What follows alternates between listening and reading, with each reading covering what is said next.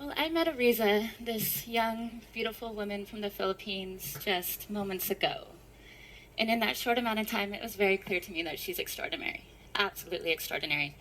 She exhibits such warmth, but I assure you that what she's doing is powerful. Plus, we have a lot in common because she was the captain of her high school football team. She shared a lot with me. She told me about her parents. Her mother is Muslim and her father is Catholic. She told me that her parents decided to teach their children about both religions so that when they came of age, they could decide for themselves. To this day, she hasn't chosen a religion, but she did tell me, and it almost brought me to tears, I don't know if you realize that, she told me that she didn't learn the differences of the two religions. Rather, she learned the similarities. It was pretty incredible.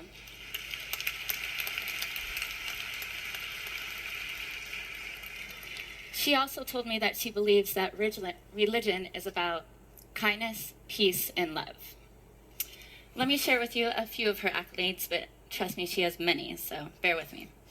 Arizza is in her final year studying industrial engineering from the University of the Philippines.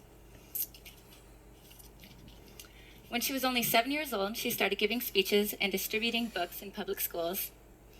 She became the administrator of Kris at the young age of 16 years old.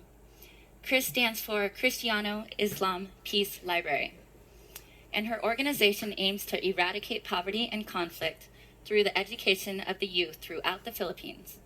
Kris carries the belief that war is a product not only of religious extremism, but also of poverty, lack of education, and hopelessness.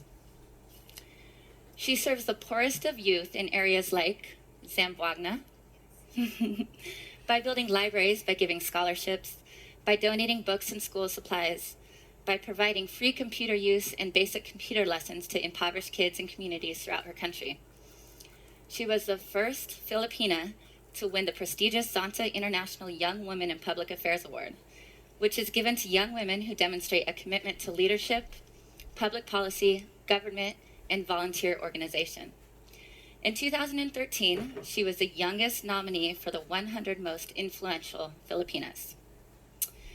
She hopes to disprove one of the greatest myths of all, that those coming from the most dire of background cannot end up becoming the greatest innovators, entrepreneurs, and servant leaders of our day.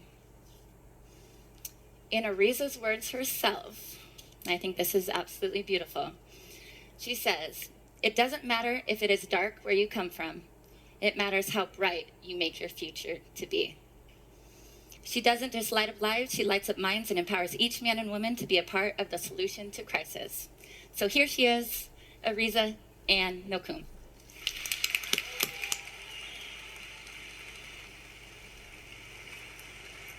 Thank you, Hope. That was lovely.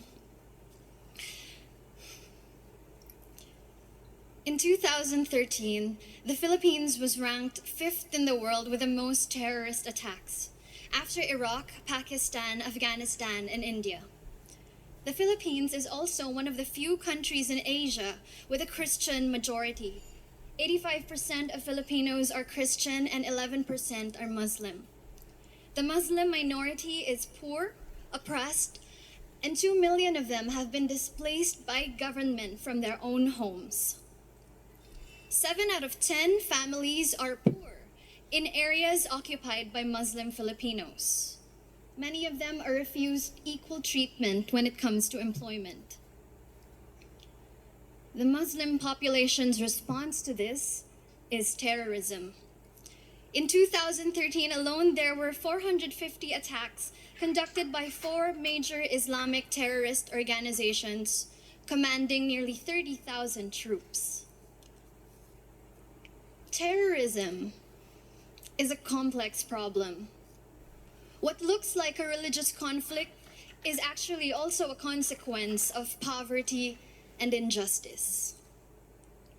However, it was inevitable for young Filipinos to keep a strict line between Muslims and Christians, similar to how it is inevitable for young people all over the world to associate Islam with terrorism.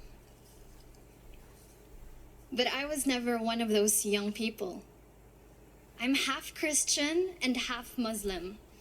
My parents, who come from these two different faiths, taught me that these two religions can coexist under one roof.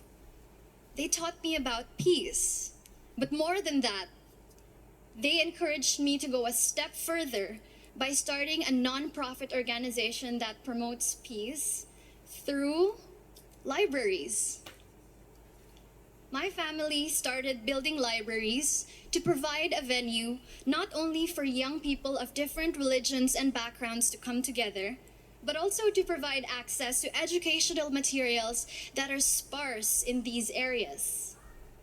We already know that poverty compounds conflict, and we are also using education as a tool to address poverty. Since 2008, we have built 6 libraries around the Philippines. 3 of our libraries are located in a region where many terrorist camps are and where child soldiers are being recruited. Our libraries in these areas have 50,000 books and over a dozen computers. Some are equipped with a rare commodity that we often take for granted, an internet connection. Many children who visit our libraries were able to access the internet and touch a computer for the first time. We receive 6,000 visits to our library each month. When we first started our libraries, children would come in and separate. Muslim children would go to one side, and the Christian children would go to another. However, as time passed, they began to talk to one another, ask questions, read books together, and even teach one another.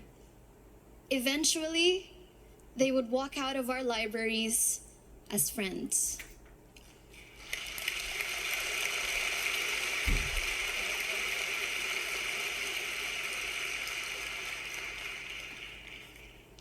We have also provided 400 scholarships to both Muslim and Christian students. These scholarships helped us forge stronger bonds because instead of us organizing activities to promote peace, we relied on our scholars to organize these activities themselves and bring out the peace in their communities. One young world, this is what I ask for. I ask that in our generation, the slogan "War on Terror" will never be used again. With every terror committed, our first response must not be war, but empathy. We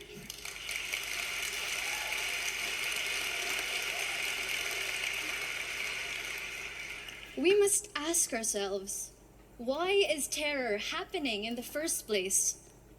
The first step is to understand conflict and what drives it: poverty, injustice, and history. The second step is to create tangible expressions of empathy through dialogue and cultural exchange, and to build solutions that solve the backbone, the root cause of conflict. The third step is to lobby against governments that wage war. When you see a terrorist, do you see evil? Or do you see a human being driven to desperation and extremism by forces that oppress him or her?